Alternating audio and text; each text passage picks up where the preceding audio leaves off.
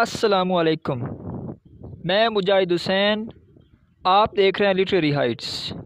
आज हम डिस्कस करेंगे एलिज़ाबेथन एज और एलिज़ाबेथन एज में लिखा गया ड्रामा, पोइट्री और प्रोस। सिर्फ यही नहीं, हम एलिज़ाबेथन एज के मशहूर राइटर्स और उनके वर्क्स भी पढ़ेंगे। ये ना सिर्फ मुख्तसर बल्कि बहुत ही अहम और दिलचस्प मौजू है, इसलिए आखिर तक मेरे साथ रहें और चैनल को सब्सक्राइब और साथ में बेल आइकन को प्रेस कर लें ताकि कोई टॉपिक रह ना जाए। चलिए जी, शुरू करते हैं एलिज़ाबेथन एज। एलिज़ाबेथन एज ज़माना था क्वीन एलिज़ाबेथ वन का। Reign of Elizabeth one ranges from 1558 to 1603। एक और बात, क्वीन एलिज़ाबेथ वन का शुमार इंग्लैंड के चोटी के मुनाक्स में होता है, मतलब queen of queens and kings as well.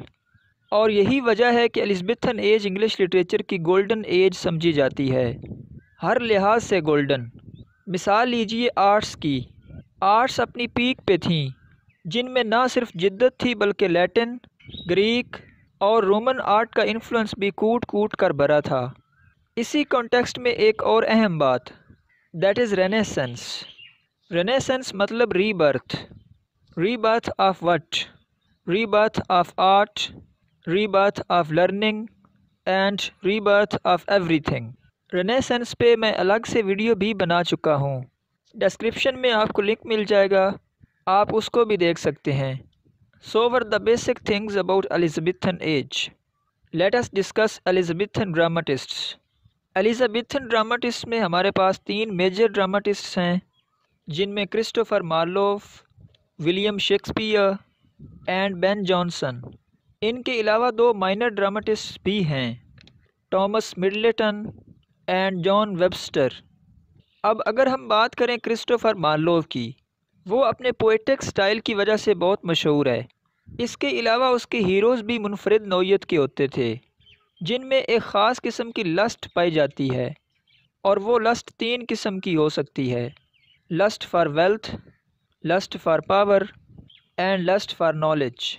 Marlowe ने कई प्लेज लिखे, जैसा कि doctor Faustus, the Jew of Malta, Tamburlaine और Henry to.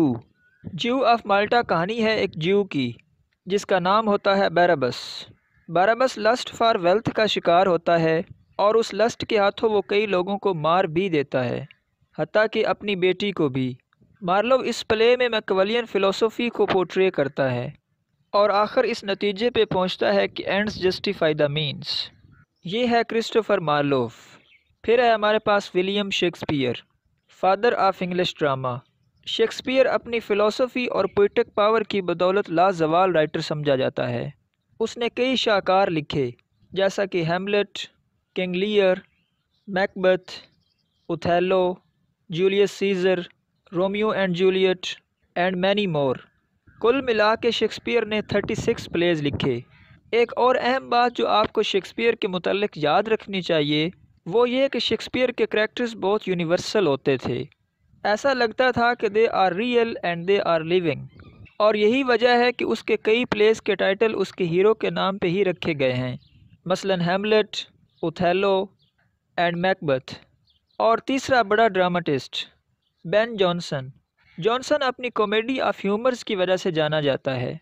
Comedy of humours एक ऐसी कॉमेडी होती है जिसमें इंसान के ह्यूमर्स को बुनियाद बनाया जाता है और फिर उस पर क्रिटिसाइज़ किया जाता है, यानी एक तरफ इंसान के अच्छे ट्रेड्स और दूसरी तरफ इंसान के बुरे ट्रेड्स। यूँ तो बेन जॉनसन ने भी कई प्लेज लिखे, मगर उसका वो प्ले जो सबसे ज़्यादा मशहूर हुआ वो है Every Man in His Humour. Every Man in His Humour comedy of humours ही है। इसमें हर इंसान के ह्यूमर को हाईलाइट किया गया है और उसको कॉमिक लेंस के ज़रिए पोर्ट्रे किया गया है। कई तरह के करैक्टर्स हैं इसमें, जिनमें से कुछ खुश हैं और कुछ गमगीन, कुछ पुरुम्मीद हैं और कुछ मायूस। एक और अहम बात, every Man in His humour English literature के उन 2 प्लेज में से एक है जो वाक़तन अरिस्टोटल के कॉन्सेप्ट ऑफ ड्रामा पे पूरे उतरते हैं। एक every Man in His humour है और दूसरा है सोफोक्लिस का ओडिपस रेक्स। ये थे Elizabethan dramatists. Let us move forward. अब हम बात करते हैं एलिज़ाबेथन पोइट्री की।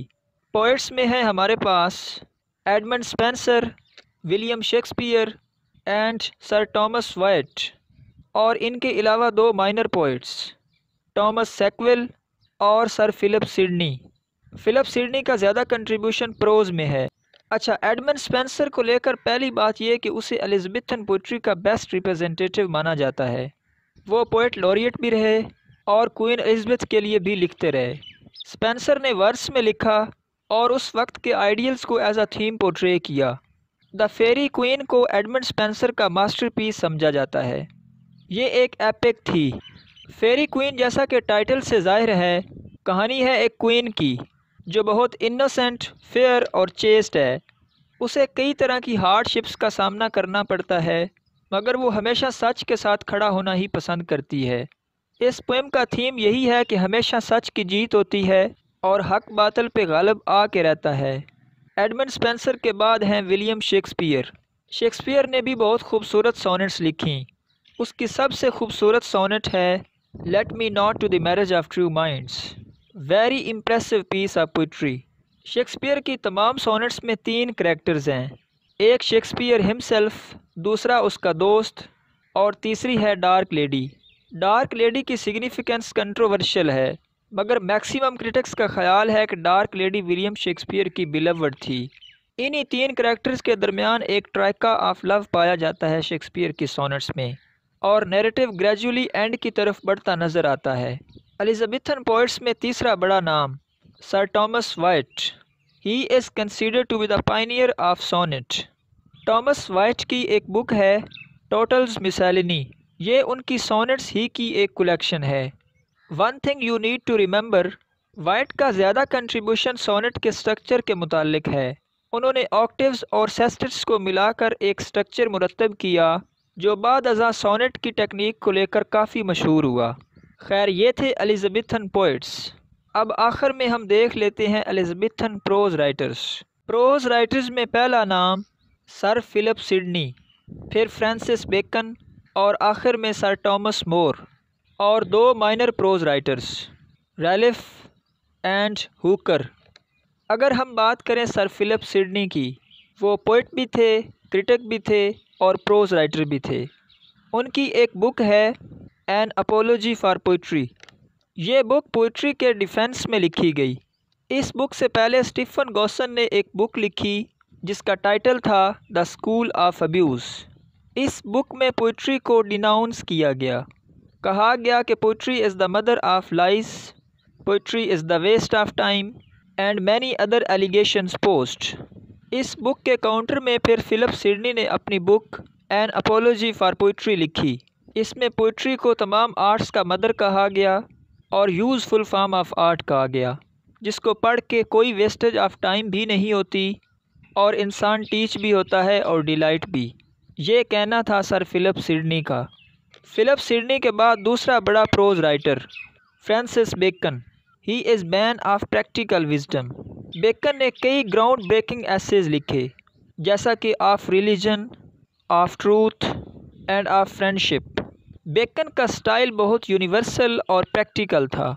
उसने अपनी राइटिंग्स में कई रेफरेंसेस भी इस्तेमाल किए हैं जिन्हें ग्रीक और रोमन आर्ट से लिया गया है। अपने इस एसे ऑफ फ्रेंडशिप में बेकन का कहना है कि हर इंसान को दोस्त बनाने चाहिए। अगर किसी के दोस्त नहीं हैं तो फिर वो बीस्ट ही हो सकता है।